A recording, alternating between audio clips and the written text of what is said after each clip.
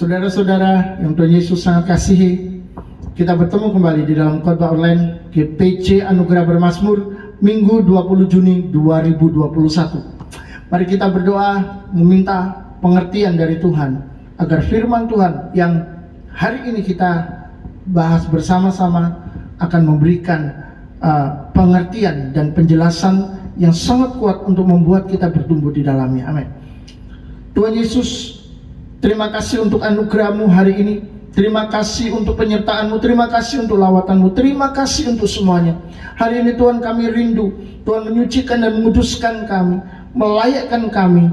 Kami rindu darah-Mu benar-benar tercurah atas kehidupan kami, sehingga kami ini boleh berdiri untuk mendengar dengan hati yang terbuka, dengan keadaan yang baik. Karena tanpa darah-Mu Yesus, kami tidak akan pernah dilayakkan bertemu dengan Engkau dan juga mengenal Engkau. Tapi hari ini kami percaya kami sudah dilayakkan, dan biarlah kekudusan-Mu menyucikan kami semua. Terima kasih Bapa, mengurapi firman-Mu menjadi berkat bagi kami yang mendengarnya. Di dalam nama Yesus, haleluya, amin.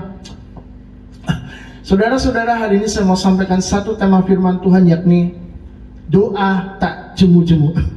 Sebuah tema yang familiar, tema yang tidak asing bagi kita untuk mendengarnya. Karena ketika saudara membaca Alkitab, saudara akan tertarik dengan tema ini. Doa tak jemu-jemu, doa yang tidak bosan-bosan, doa yang terus-menerus berkesinambungan, tidak berhenti.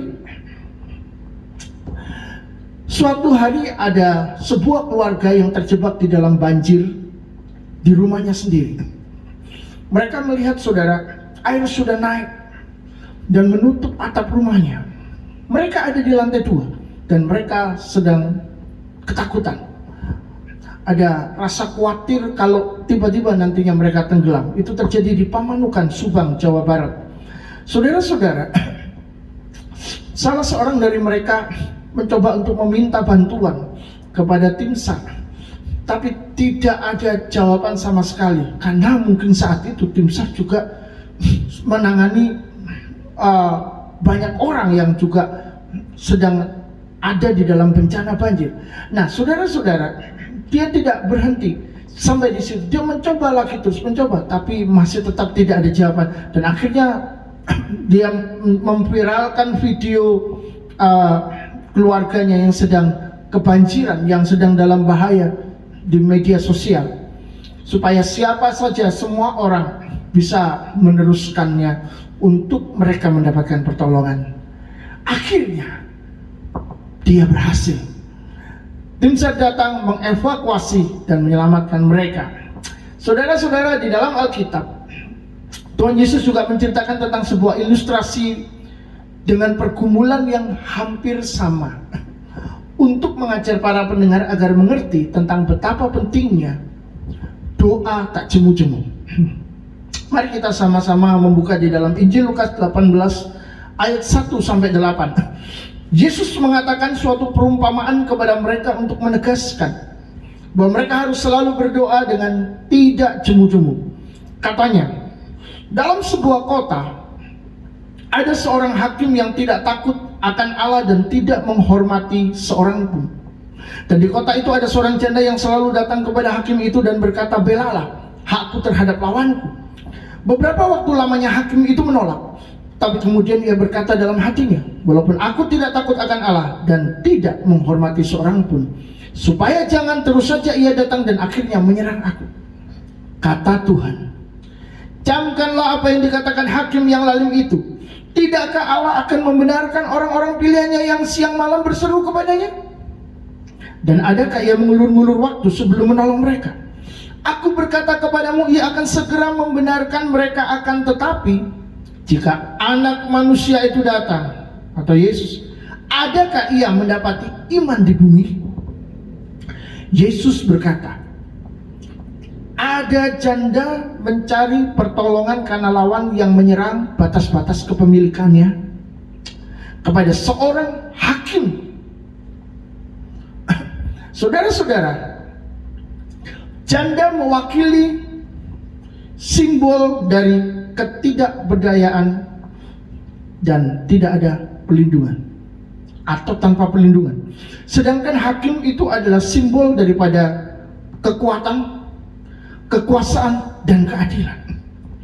Maka di sini Yesus mencoba menjelaskan bahwa yang lemah akan selalu meminta bantuan kepada yang kuat. Yang lemah butuh perlindungan dari yang kuat. Orang-orang yang tidak punya kekuasaan membutuhkan kekuasaan untuk melepaskan mereka dari jerat apapun juga, termasuk untuk memperoleh keadilan. Alkitab menulis semua ini untuk memberitahu kita bahwa kita adalah seperti seorang janda yang lemah, seorang yang tidak berdaya, seorang yang tidak memiliki kekuatan, dan kita selalu membutuhkan Tuhan yang kuat, Tuhan yang memiliki kuasa, Tuhan yang sanggup memberikan kepada kita keadilannya. Persoalannya, di dalam ilustrasi yang disampaikan Tuhan Yesus ini, hakim yang mewakili kekuatan, kekuasaan, dan keadilan adalah pribadi yang buruk, pribadi yang lalim, yang jahat, yang tidak takut akan Tuhan, yang benar-benar adalah hakim yang tidak baik, hakim yang tidak peduli dengan sesamanya, hakim yang tidak mau memikirkan kepentingan orang lain. Dia hanya memikirkan dirinya sendiri. Tentu saja saudara-saudara, bahwa karakter sang hakim ini adalah penghalang untuk menolong si janda tadi.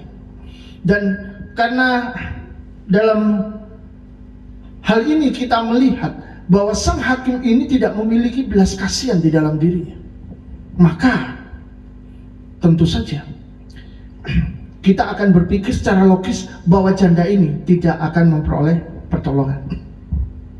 Namun Tuhan mau menunjukkan kepada kita juga bahwa walaupun terlalu banyak kesulitan untuk meminta hakim ini menolong, tetapi janda ini bukanlah tipe seorang yang menyerah begitu saja.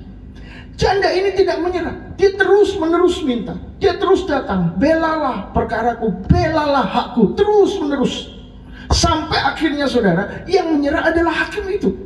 Hakim lalim ini akhirnya membela perkaranya karena dia merasa disusahkan dan dia khawatir dia akan jadi diserang dengan semua kejadian dan kondisi seperti itu. Saudara-saudara yang dicintai Tuhan, di dalam ayat pertama Tuhan Yesus menekankan doa tak jemu-jemu, tak bosan-bosan, dan terus-menerus. Dari kisah keluarga yang terjebak banjir, karena kegigihannya akhirnya berhasil mendapat pertolongan. Demikian juga janda lemah tak berdaya yang terus mendesak hakim yang lalim itu, akhirnya berhasil juga. Maka kita diminta belajar untuk memiliki style doa yang berkesinambungan, doa yang bukan hanya sekedar doa yang tidak asal, doa yang sembarangan. Tuhan mau kita memiliki style doa yang berkesinambungan, tidak putus di tengah jalan menghadapi kekecewaan karena hambatan, atau karena merasa Tuhan tidak mendengar, tidak peduli, dan tidak menanggapi doa kita. Ini sangat menarik bahwa Tuhan benar-benar ingin kita menjadi orang-orang yang memiliki karakter doa, gaya hidup doa, style doa yang berkesinambungan, yang terus-menerus, yang tidak mudah putus asa, yang tidak hancur di tengah jalan. Saudara-saudara, memang benar bahwa janda ini tidak bisa mendapatkan pertolongan langsung atau dalam waktu yang sangat cepat. Dia butuh proses waktu yang cukup lama. Tetapi ketika kita mencoba untuk melihat bahwa diri kita sendiri, kadang-kadang ketika berdoa dan meminta Tuhan untuk menjawab doa kita, itu lama sekali. Kita harus tahu satu hal, mengurus administrasi pinjam uang di bank saja ada prosesnya, saudara. Itu pinjam, saudara, bukan minta, bukan merampok. Ini pinjam. Itu masih butuh waktu. Tunggu di ACC baru cair. Saudara-saudara kasih Tuhan, mari kita kembali. Kalau kita meminta, ini meminta bukan pinjam, meminta kepada Tuhan yang besar, kepada Allah yang maha tinggi. Bukankah birokrasinya harusnya panjang? Tapi Yesus memudahkan itu. Jadi ya sabar dong. Sabar, tunggu waktunya. Satu hal yang paling penting adalah percayalah, Dia tahu akan keputusan-keputusannya yang terbaik untuk orang-orang yang meminta pertolongan kepadanya. Sebab Tuhan itu adil dan murah hati, dan tidak ada yang mustahil baginya. Jadi tunggu, Dia tahu kapan harus bertindak, dan tunduk, karena Dia yang memutuskan dan bukan kita yang menentukan segalanya. Karena kita tidak akan pernah mungkin mampu memutuskan yang terbaik dan benar. Jadi mari kita serahkan kembali kepada Tuhan. Kalau demikian, apakah peran doa tak jemu-jemu untuk kita? Saudara-saudara, yang pertama, doa adalah sarana bersekutu dengan Tuhan. Doa berkesinambungan menjaga hubungan dengan Tuhan, sehingga kita tidak keluar dari rancangan Tuhan. Karena kalau kita terlalu jauh dari Tuhan, tidak pernah berhubungan dengan Tuhan, tidak pernah berkomunikasi dengan Tuhan, tidak pernah berurusan dengan Tuhan, kita ini sebagai manusia cenderung lupa, cenderung meninggalkan, cenderung mencintai yang lain. Itu sebabnya saudara, doa yang terus-menerus membuat kita terus berhubungan dengan Tuhan, menjaga persekutuan dengan Tuhan. Yang kedua, kedekatan dengan Tuhan terjadi ketika kita bersahabat dan bukan cuma sekedar tahu siapa Dia. Maka doa tak jemu-jemu membentuk pengenalan kita lebih baik dan terus bertumbuh ke arah Dia, dengan menjadikan firman-Nya sebagai sarana jawaban doa tentunya. Jadi artinya doa dan firman adalah satu paket, tidak bisa dipisahkan. Jadi saudara-saudara, membentuk pengenalan kita lebih baik dan terus bertumbuh ke arah Dia. Karena kalau kita tidak berdoa terus-menerus, kita akan kehilangan pengenalan itu. Kita akan sulit untuk mengerti lebih baik siapa Dia. Yang ketiga, melatih kesetiaan dan komitmen memiliki hubungan serius dengan Tuhan, bukan asal jadi anaknya. Seorang percaya yang mengaku anaknya harus terlihat dari kualitas hubungan dengan Bapaknya, agar saudara-saudara tidak menimbulkan keraguan bahwa ada seorang anak yang mengaku-ngaku Allah itu adalah Bapaknya, tapi sebenarnya dia tidak pernah punya hubungan. Dia sangat jauh hubungannya. Lalu apakah itu Bapaknya? Sekarang kita akan melihat bagaimana respon Tuhan untuk orang-orang yang dipilihnya, dikasihnya, yang bertekun di dalam doa. Di dalam Lukas pasal 1 ayat 7 tadi, Tuhan berkata begini, tidakkah Allah akan membenarkan orang-orang pilihannya yang siang malam berseru kepadanya? Dan adakah Ia mengulur-ngulur waktu sebelum menolong mereka? Saudara, ini adalah sebuah penegasan. Seakan-akan Tuhan berkata, masakan aku membiarkan saja orang-orang kepunyaanku yang bertekun dan mengandalkan aku? Apakah aku tidak akan menanggapi mereka dan menunda-nunda untuk menolong mereka?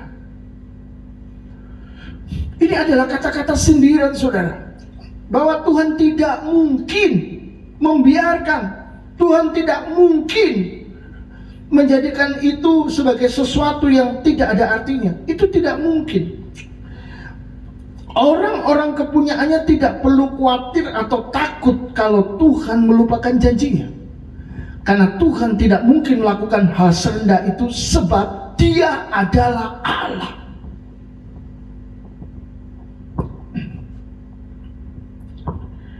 Aku berkata kepadamu,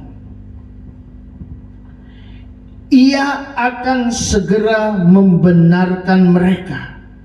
Akan tetapi jika Anak Manusia itu datang, adakah Ia mendapati iman di bumi?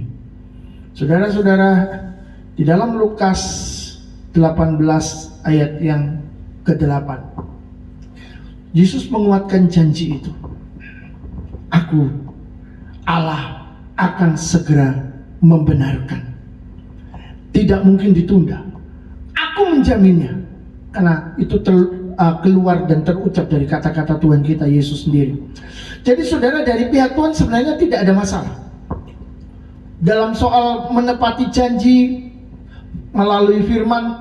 Ketika dia berfirman dalam soal menolong, itu tidak ada masalah, karena Tuhan Maha Kuasa, Dia sanggup dan Dia bisa melakukan itu. Tapi dari pihak manusianya lah masalah itu datang. Yesus melanjutkan kata-katanya, jika aku datang, apakah akan kudapati iman di bumi ini? Yang dikhawatirkan adalah apakah di akhir zaman masih ada iman di bumi ini. Jadi saudara, persoalan jawaban doa dan waktu doa dijawab itu bukan masalah Tuhan. Bukan masalah Tuhan, karena tidak ada yang sukar bagi Dia. Tapi itu adalah masalah manusia. Alkitab mengatakan bahwa manusia itu paling sukar untuk percaya kepada Tuhan.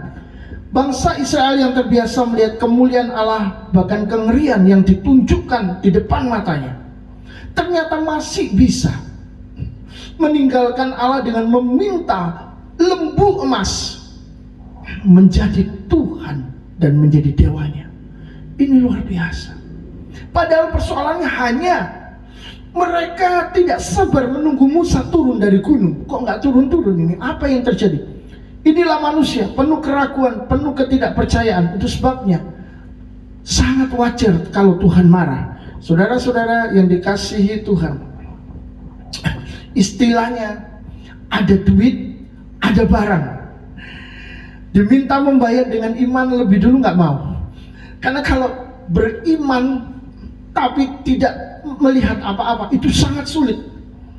Kalau sudah ada di depan mata, nah itu baru gampang. Tapi dengar baik-baik. Kalau yang kita minta itu sudah ada di depan mata kita, maka di situ sudah tidak dibutuhkan lagi iman. Iman dibutuhkan ketika apa yang kita minta tidak ada, belum datang. Maka kita beriman kepada Tuhan, kita percaya bahwa Tuhan sanggup melakukan itu untuk kita.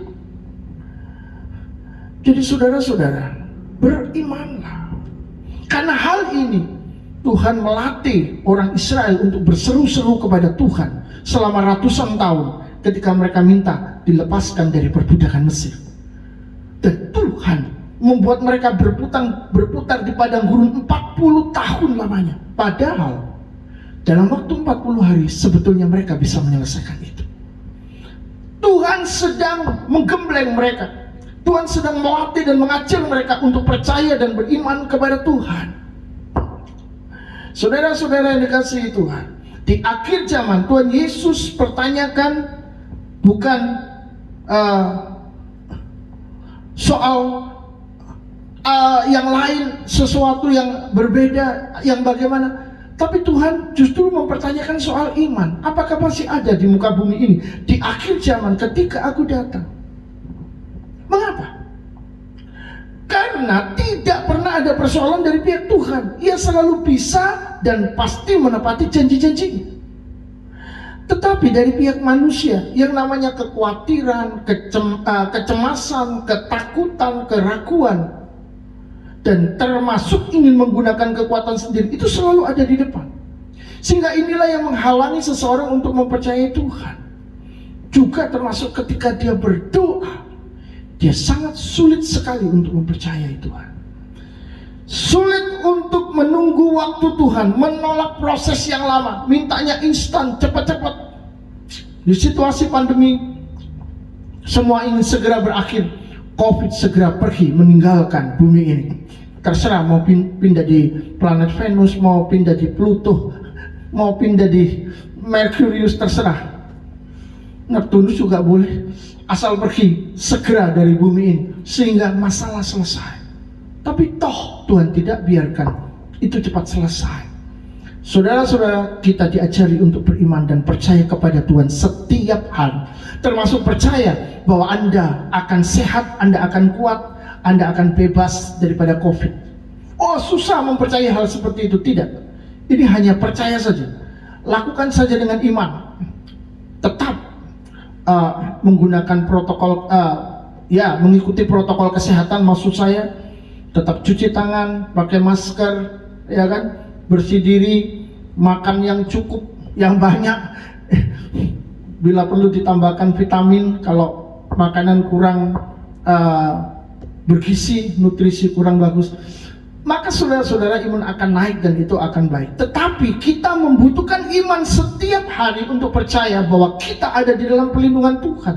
Tidak sedikit ragu-ragu, mau keluar bingung, ketakutan. Wah, ini saudara yang justru membuat setan gampang mengirim penyakit corona kepada tubuh kita.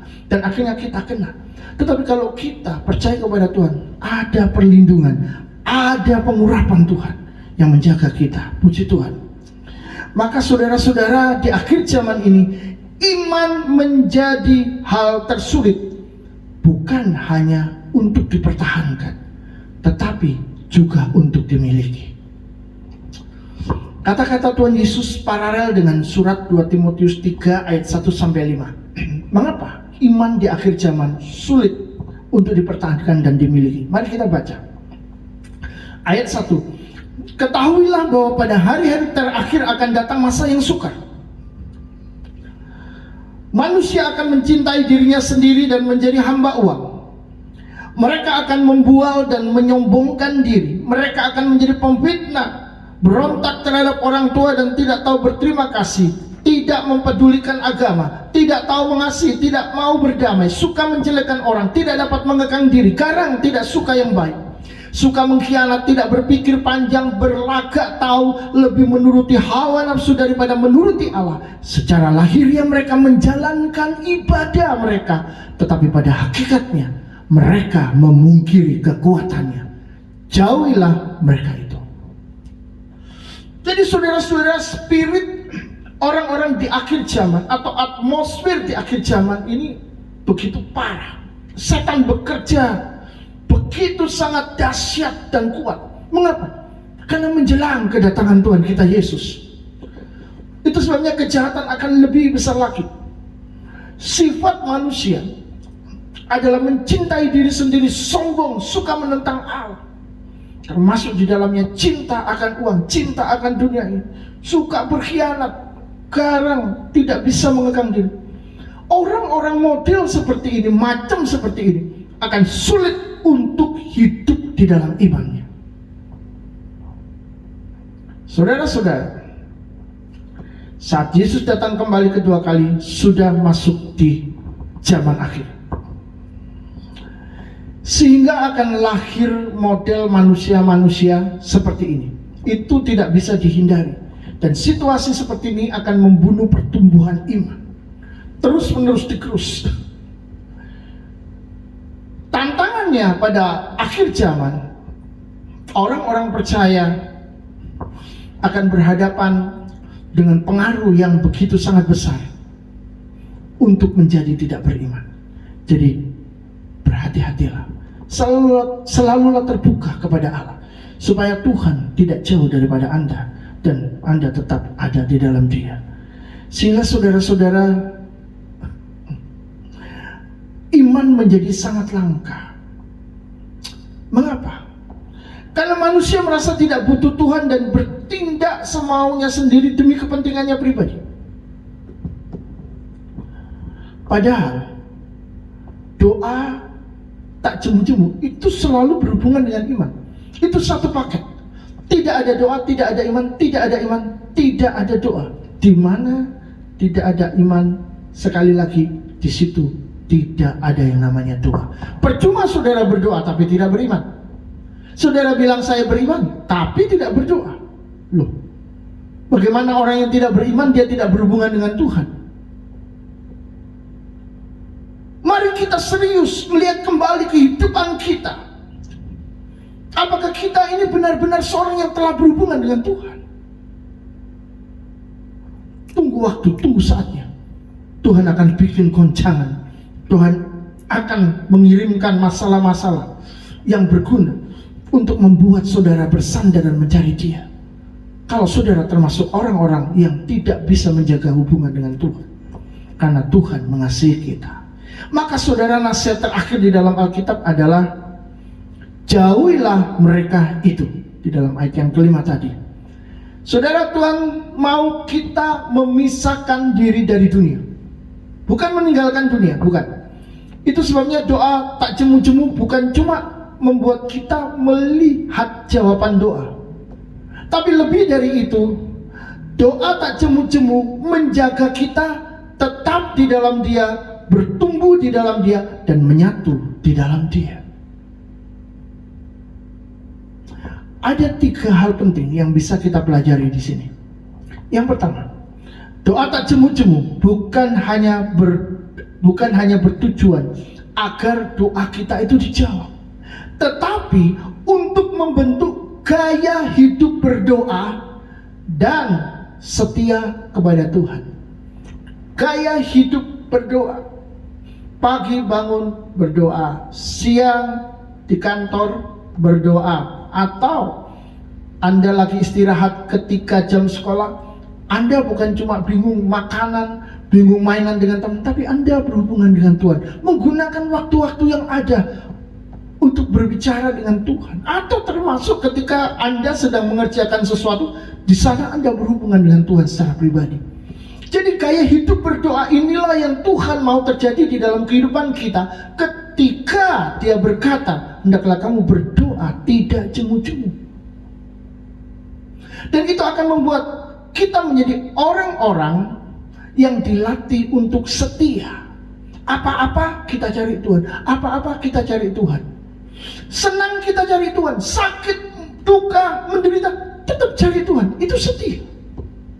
Kalau sakit susah, wah, cari yang lain. Atau lagi gembira, cari yang lain. Itu tidak setia. Jadi saudara, Tuhan mau membentuk kesetiaan di dalam kehidupan kita melalui doa tidak jemu-jemu ini. Jadi bukan cuma sekedar supaya doa kita dijawab. Yang kedua, pengenalan akan Tuhan, bertumbuh semakin mengasihinya dan percaya padanya, terjadi dalam proses hubungan intim melalui doa tak jemu-jemu. Jadi saudara-saudara, orang-orang yang suka berdoa, karena itu sudah menjadi satu dengan gaya hidupnya, dia akan menjadi orang-orang yang memiliki pengenalan akan Tuhan. Karena ketika dia berdoa, dia mengalami hal-hal atau sesuatu, dia memiliki sebuah pergumulan dan tingkat komunikasi yang unik dengan Tuhan, sehingga dia bisa mendengar suara Tuhan. Karena suara Tuhan tidak harus didengar seperti adanya kata-kata yang dibisikkan di telinga dengan sangat keras, seperti kita mendengar suara tip atau mendengar suara musik. No. Tapi ketika lagi berkomunikasi, terjadi hubungan, saudara. Kita merasakan Tuhan sedang berbicara dengan kita. Orang lain tidak bisa mendengar, orang lain tidak mengerti, tapi kita tahu Tuhan sedang berbicara dengan kita. Kenapa? Karena kita menjadi orang-orang yang selalu berdoa. Doa tak jemu-jemu. Itu adalah hubungan intim yang membuat kita bisa merasakan kehadiran Tuhan, bisa merasakan apa yang Tuhan mau sampaikan kepada kita. Yang ketiga, iman selalu bersama-sama dengan doa. Maka mereka yang menganggap dirinya beriman tapi tidak berdoa sedang mengingkari imannya sendiri.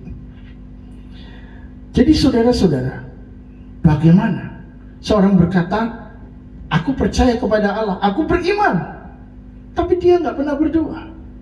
Orang yang berkata beriman tapi tidak pernah berdoa itu mengingkari imannya sendiri. Seakan-akan kata-kata yang dia ucapkan, saya beriman, itu tidak ada artinya sama sekali. Dia tidak pernah berhubungan dengan Allah. Kalau kita beriman kepada Tuhan, maka kita pasti berkomunikasi dengan Tuhan, berdoa dengan Tuhan. Puji Tuhan. Hari ini pesan Tuhan adalah, berdoalah senantiasa untuk membangun rumah doa Anda masing-masing di rumah, sehingga Anda selalu bersama-sama dengan Dia.